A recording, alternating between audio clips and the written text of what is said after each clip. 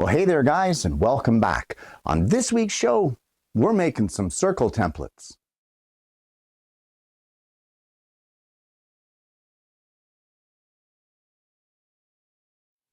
Now, of all the layout tools that I use here on the show, the second most asked about is this, and that is my circle templates. Guys, I just got these from a local art supply store. You can get them at stationery stores, art supply stores, but what if you want to make your own? And what if you have a laser engraver? Well, that's what we're looking at today. And I'm going to show you how to go about making your own. We're going to make both an Imperial and a metric, and let's see how we make out. Guys, the following clips have flashing lights involved from the laser in action. So if you are someone who is affected by that type of operation, please do what you have to do to protect yourself. So a circle template is actually a pretty basic thing. It's a piece of plastic or wood or whatever material with a bunch of holes knocked out of it that are labeled for what size they are. But there's something that you need to keep in mind if you're going to be making a circle template. And let me just show you what I mean. We have right here the 1-inch circle. That's this one, just above my finger. So we're going to take a measurement on that 1-inch circle and see what it comes out to be, or 1.039.5 inches. So let's just say 1.039, whatever. Why? Why is it bigger? The reason it's bigger is because it has to compensate for the marking device that you're using. So we're going to use that same 1-inch template here. And I always use a 0.5 mechanical pencil here in the shop for this sort of thing.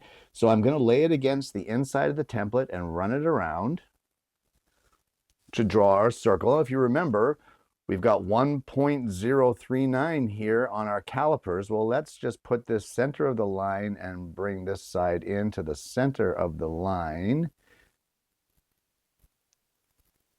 And here we've got 1.001. So we're 1/1000th away from 1 inch, but pretty accurate, considering that this pencil may not be the same one that they used or the same measurement that they used to gauge the size of these holes.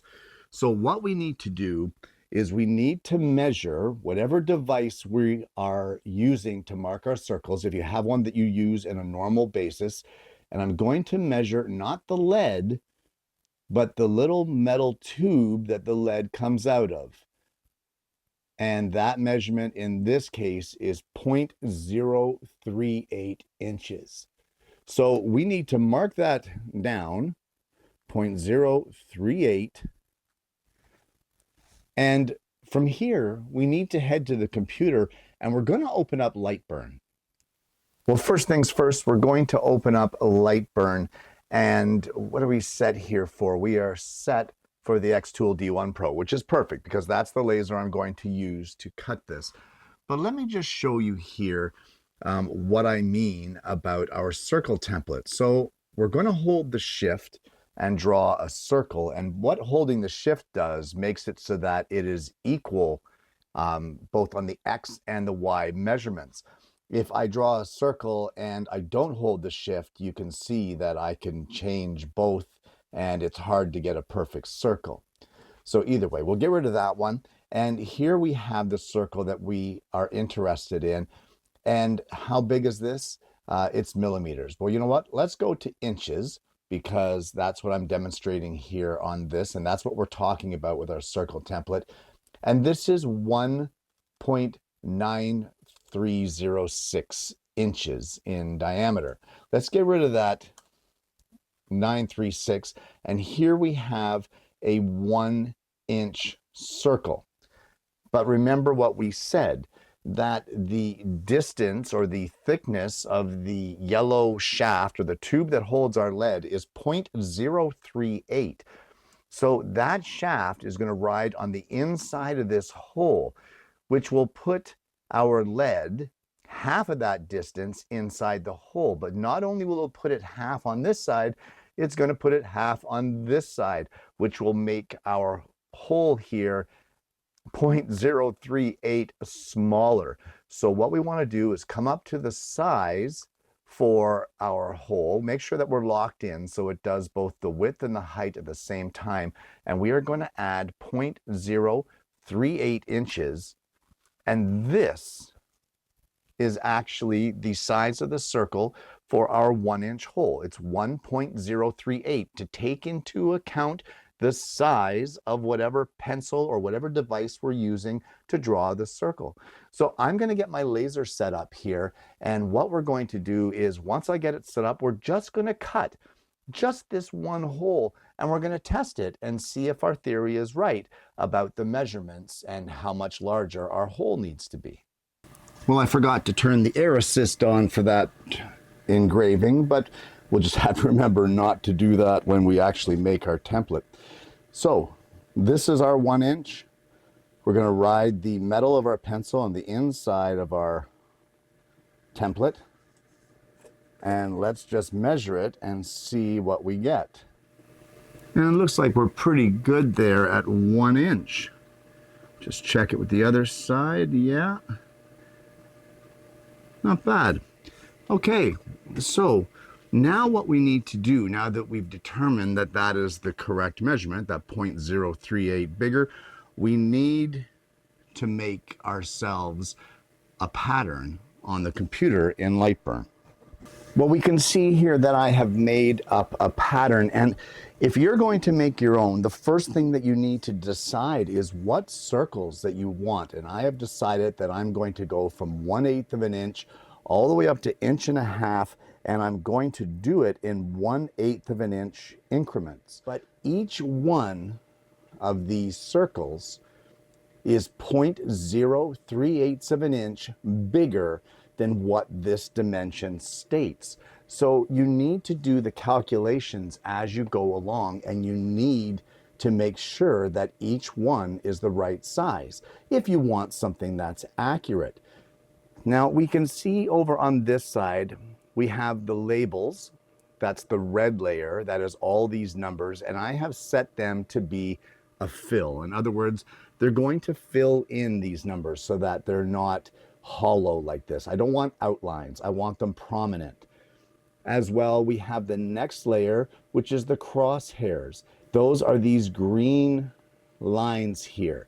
And what that will do is, even though the blue layer is our circle cutting and we're going to lose the interior marking, it is going to leave crosshairs on each side, centered on our circles, so that if we have, say, a radius on a corner that we need to do, we can line up this crosshair and this crosshair and draw the 1 5/16 radius on a corner.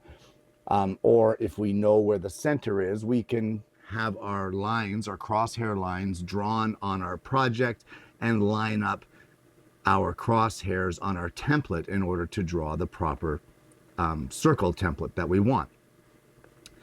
And then of course we have the outer border. Now guys, I have set these in a very specific order as far as how I want them to engrave. I want the letters to be done first. I want the crosshairs to be done second. I want the circle cutting to be done third. And lastly, I want the exterior or the perimeter done. You don't want to cut the perimeter first, because if you cut the perimeter first and it shifts within the curve of that laser cutting, then these circles are not going to look right. The air assist can blow underneath it and lift your piece or shift it or what have you and make it look completely wrong. So we have our labels here. If we click on it once to highlight it, if we want to make this the second operation, we can come over here to our up and down arrows and click one down, and you can see now that the labels will now be engraved second. But I'm going to put them back to first because that's the way that I want them. So all you need to do at this point now, guys, is we're going to place some 1/8 inch thick plywood into our laser engraver here. I'm going to set the focus, and I'm going to frame this up, and then we're going to engrave it. You want to check your settings though and make sure that you're doing what you want to do. A 150 speed with an 85 power is not going to cut through the plywood, but these cutting ones here at 5 speed and 85% power, those will. So make sure that you've got it right for your cutting and your engraving. With that done, let's give this a test engraving and see how it works out for us. It's either going to be sensational or I'm going to have some kindling for the wood stove. And there we go, that's our circle template. Now we can take this over and test it, but I just want to point out at the beginning, we were having a few issues where regardless of the order that I had the layers listed in, the laser continued to go to the top right corner and start cutting, which was the final operation. So guys, if that's happening to you, that it's not paying attention to the order that you set over here in your cut layers, you want to come down here to optimize cut path. You want to make sure that is clicked and then go into your optimization settings. And if you see in this box, it says order by layer. That is the layer that's along here. But if you click something else, order by group or order by priority, now you have more than one thing in here and you're going to confuse the machine. As it turns out for me, I had order by priority and order by layer in there. I had done an update recently and I don't know how that got changed, but it did. So what you want to do is you can take whatever is in here that shouldn't be, order by group, you can just click remove, order by priority, remove, and now we just have the order by layer. And then that will do it in whatever order is over here. Click OK, and then you're golden. So there you go. Now that we have that done, let's test our template. Well, I guess we'll start with the largest here at 1.5 inches. And we'll just see how that works. Mark it out. And I guess I could use the calipers. Sure, why not? And we'll just go from this edge here over to this edge. And guys, that's probably about as close as you're going to get. It might be off by 1/1000th or 2/1000ths of an inch, but that could be due to the angle of the pencil where we're drawing. As well, here, we'll test a small one. Let's try the 1/8 because that's a rarely used one. We'll just make sure it's right. And there we go, 1/8. We'll drag this down. Yeah, and it's pretty close. It's registering as 1/8, but if I go into the decimals, well, 1.128, I think 0.125 is 1/8. So this might be 3/1000ths larger. But it's still a great template, guys, and a great way to mark out for your layout. But what about metric? Now, I don't really use metric, but we're going to get a template here in the shop because we need to have both if we're going to be versatile, right? You guys are always cranking on me for using that Imperial stuff. So what we need to do here is, again, we're going to measure our pencil tube. I got 0.96 millimeters, 0.98. So what that means is that on our template, every single hole, instead of being 0.038 inches larger, it's going to be whatever that measurement was, 0.96 millimeters. So I've already gone through and made up a circle template in metric. I've decided which ones I wanted on the circle template and which ones I didn't. And here we have it. And it goes from 3 millimeters, which is close to 1/8, all the way up to 38, which is close to 1.5. So essentially it's 38, 35, 32, 30, and then all the millimeters all the way down, 29, 28, all the way down until we get to 3 millimeters. And again, the same thing here, guys, with these layers. We going to do the red layer, which is the engraving first, then the crosshairs, then the circle cutting, and then finally the outer border. And if we check down here, optimize cut path is clicked. We will check our optimization settings and look at this. It's a separate project, and for some reason, that order by priority is in there, which is going to mess things up and confuse it and have it so that it's going to do it out of the order that I want. So I'm going to remove by priority and just have order by layer. That's what I want. Click OK, and now we're good to go. So guys, be sure to check your settings, and if something isn't engraving right away, smack this stop tab right here so that you can figure out before you waste too much stock. Okay, I don't think we need another video of engraving another template, but I'm going to get another piece of 1/8 thick plywood into the engraver, and we're going to get this metric circle template cut out, and I'll show you what we end up with. Okay, and there is our metric template. So we can take this one over now and give this one a test. All right, so I think I need a new piece of paper here, and we will, well, let's just do random ones here. So we'll do the 38 millimeter, and let's do 18. So 18 and 6. I like the number 6. Draw a 6 in here and like that. And let's just take a measurement and see how we make out. So we're in millimeters. Go edge to edge here, center on the line. Wow, that's pretty much exact at 38 millimeters. This one here, 18. Just get it center to center. Wow, and this one's pretty much exact too on the millimeters. Excellent. And the 6. Wow, guys, 3 for 3. It looks to be a very accurate template as long as I'm using this pencil. Once I deviate from this pencil, of course, that's going to change. But for my use here in the shop, there you go. There is a brand new Imperial and a brand new, never before in the shop, metric circle template for marking out some of my designs, patterns, layouts, whatever. It's a good thing, guys. And there you have it. Shop-made circle templates. Guys, these are so simple to make, and you really don't need a lot of knowledge in Lightburn to be able to do it.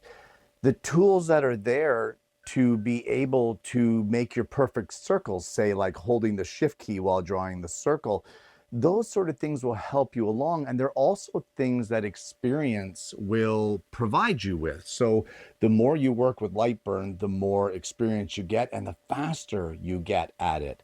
The other tools are the alignment tools, things like highlighting all of your circles and all of your crosshairs, and then with one click lining up all of the horizontal centers, that kind of thing. It just helps in making a pattern a lot quicker. So all in all, to make both of these templates, both the metric and the Imperial one, I think it took me just under an hour, which isn't really much considering, you know, what was involved in it. But then again, I've been working with Lightburn for quite some time, and it's kind of become second nature. Now, I was a little puzzled there at the one point when it started cutting in that top corner automatically, which was supposed to be the final step. So you want to check your settings, and if something like that happens to you, don't be afraid to click that stop button and get in there and figure out what is going on.